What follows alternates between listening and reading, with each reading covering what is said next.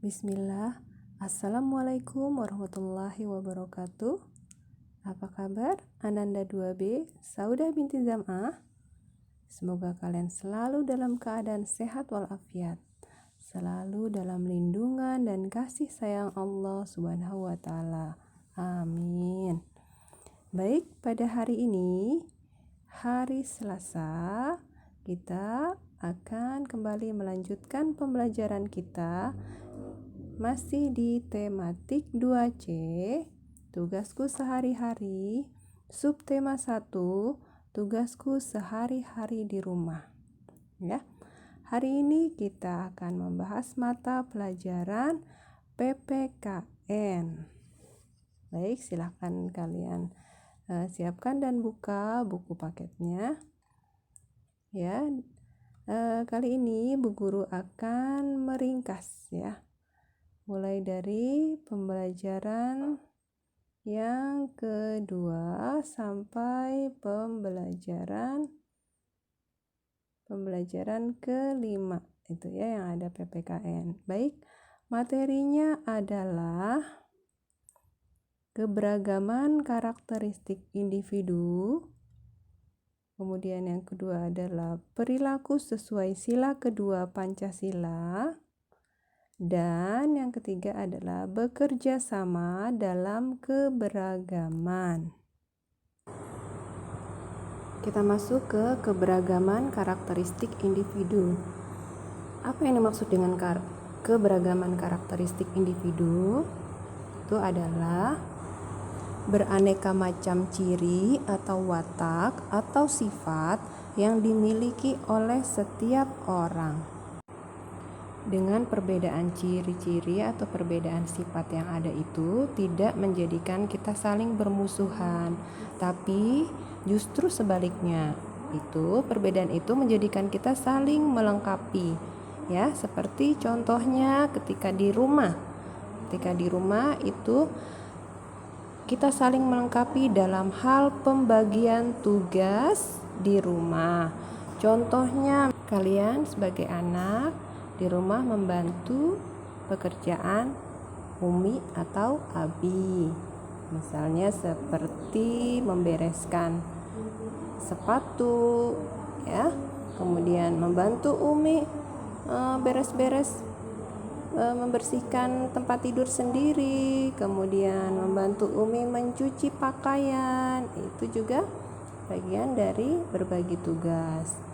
Misalnya kalau ayah tugasnya apa ya? Ayah tugasnya berkebun atau mencuci kendaraan. Nah, Umi tugasnya memasak. Misalnya seperti itu. Jadi bagi-bagi tugas.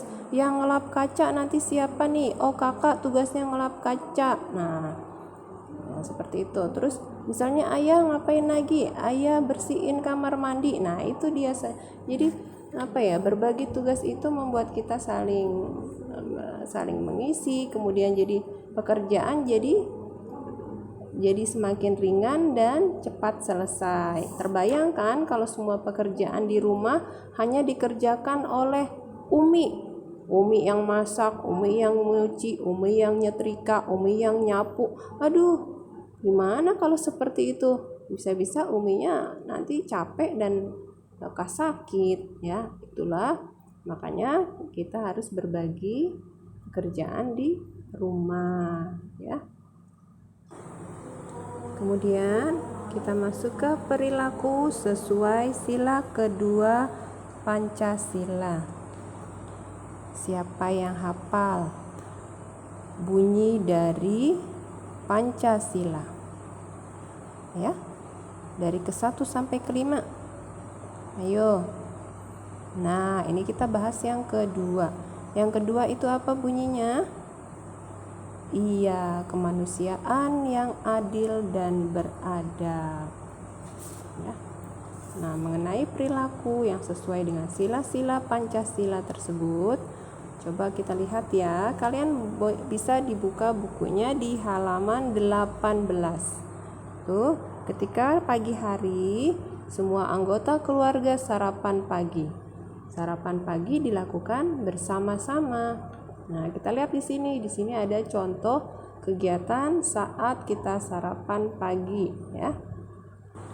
Kita ingat kembali dengan bunyi Pancasila yang pertama, yaitu ketuhanan yang Maha Esa ya. Perilaku yang sesuai dengan sila pertama itu yang berhubungan dengan hubungan kita kepada Allah Subhanahu wa taala. Misalnya apa saja ketika kita beribadah, itu juga masuknya ke sila yang pertama. Kemudian sebelum makan kita berdoa. Nah, itu juga termasuk bagian dari perilaku yang sesuai dengan sila pertama dari Pancasila. Nah, di situ ada ya berdoa sebelum makan. Kemudian yang kedua, ingat bunyinya apa tadi? Bunyi Pancasila yang kedua, kemanusiaan yang adil dan beradab. Nah, sesuai dengan ini pengertiannya ya, kemanusiaan yang adil dan beradab berarti itu yang berhubungan dengan perilaku kita kepada sesama manusia. Contohnya kita membantu terhadap sesama, itu juga termasuk bagian dari perilaku yang sesuai dengan sila yang kedua. Kalau di sini adalah membantu ibu menyiapkan sarapan. Nah, itu termasuk ke kemanusiaan yang adil dan beradab. Kemudian kalau kita kaitkan dengan bunyi sila yang ketiga, Persatuan Indonesia. Nah, ini berarti yang berhubungan dengan perilaku yang membuat kita saling bersatu ya dengan sesama manusia, dengan sesama yang lainnya. Contoh di sini adalah sarapan bersama-sama. Nah, itu juga dengan sarapan bersama-sama itu merupakan perilaku yang sesuai dengan sila ketiga ya, itu untuk menjaga persatuan. Ya. Kemudian selanjutnya lagi di sini ada yang dibahas adalah kalau yang keempat itu kerakyatan yang dipimpin oleh hikmah kebijaksanaan dalam permusyawaratan perwakilan. Ini biasanya yang berhubungan dengan musyawarah ya, dalam pengambilan keputusan. Misalnya kita kalau di sekolah mau membentuk siapa yang jadi ketua kelasnya, nah itu kita perlu musyawarah. Nah, seperti itu ya. Kemudian yang kelima, sila Pancasila yang kelima adalah keadilan sosial bagi seluruh rakyat Indonesia.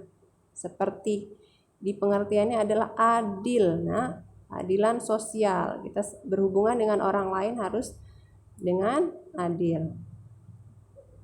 Jika kita kaitkan di halaman 18 ini adalah sesuai dengan perilaku tidak berbuat curang, merebut makanan adik. Nah, itu ya. Itu termasuk dari perilaku yang sesuai dengan sila kelima, yaitu keadilan sosial bagi seluruh rakyat Indonesia. Kemudian untuk perilaku yang sesuai dengan sila yang kedua ya, ini kita bahas lebih dalam lagi. Untuk perilaku yang sesuai dengan sila yang kedua ini, ketika kita makan bersama dengan Umi, dengan Abi, dengan kakak, dengan adik di rumah ya, itu harus dilakukan dengan tertib ya.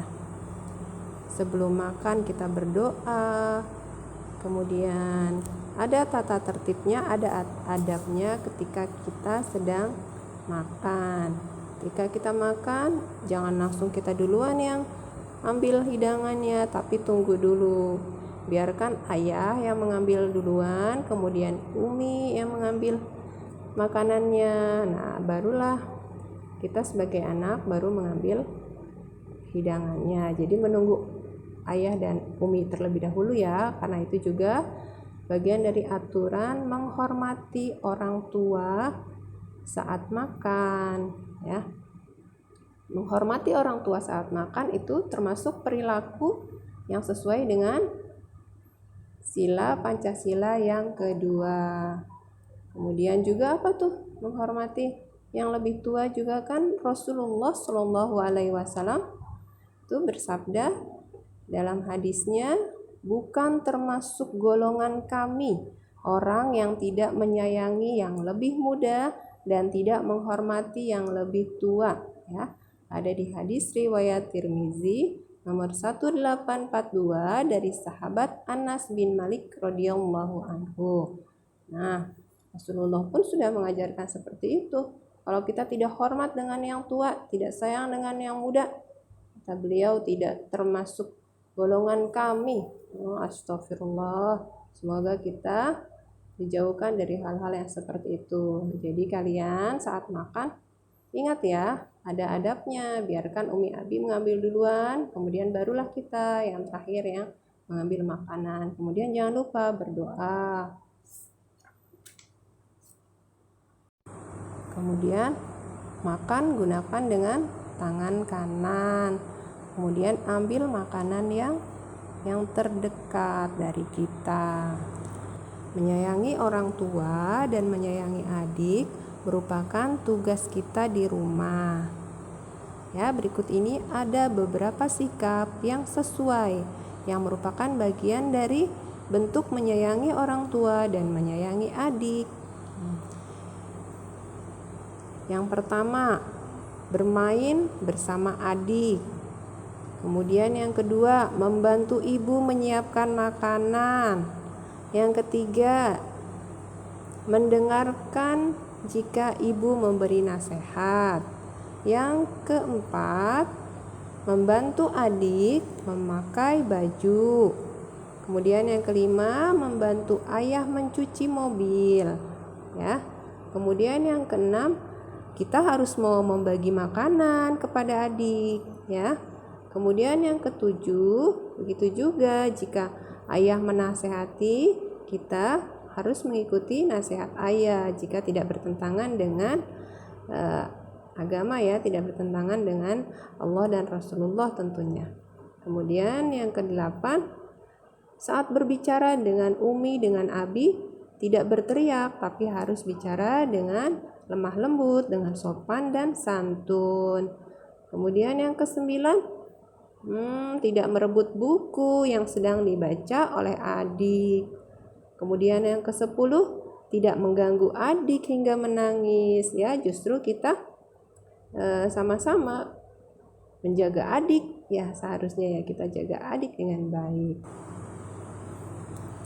Nah, anak-anak, selanjutnya kita masuk ke bekerja sama dalam keberagaman, ya. Kalian perhatikan deh, antara anak laki-laki dan anak perempuan itu biasanya berbeda dalam bentuk tubuhnya, ya. Tetapi meskipun berbeda, anak laki-laki dan perempuan tetap bekerja sama. Nah, itulah karenanya kita harus tetap bekerja sama meskipun kita berbeda, ya, bekerja sama dalam keberagaman. Misalnya saat kita menjaga kebersihan lingkungan di sekolah, nah itu kita harus kerja sama. Untuk yang perempuan, bersihkan lingkungan di dalam kelas, misalnya seperti itu. Terus yang laki-lakinya, anak laki-laki, membersihkan lingkungan di pelataran sekolah. Nah itu jadi kita berbagi tugas, itu juga bentuk dari bekerja sama, ya. Kemudian juga apa tuh? Nah, sikap ini juga sesuai dengan sila kedua. Kita kembali lagi ya ke sila kedua Pancasila, kemanusiaan yang adil dan beradab. Nah, yaitu kita tidak boleh bersikap membeda-bedakan antara anak laki-laki dan perempuan. Kemudian apalagi? Kita harus saling menghargai dan tidak boleh berlaku kasar. Kesimpulan dari pembelajaran hari ini adalah bahwa setiap orang memiliki karakter atau sifat yang berbeda-beda. Dengan perbedaan tersebut, kita harus saling menghargai, saling menghormati, dan saling menyayangi. Kemudian diwujudkan dalam bentuk bekerja sama dan membantu dalam mengerjakan tugas atau pekerjaan, baik itu di rumah maupun di sekolah. sehingga pekerjaan akan cepat selesai dan tercipta kerukunan. Demikian pembelajaran kita hari ini ya, insya Allah kita sambung kembali di esok hari ya. Tetap semangat, terus semangat dan selalu semangat, dan kalian harus tetap jaga kondisi kesehatan ya. Baik, subhanaka Allahumma wa bihamdika asyhadu alla ilaha illa anta astaghfiruka wa atubu ilaik. Wassalamualaikum warahmatullahi wabarakatuh.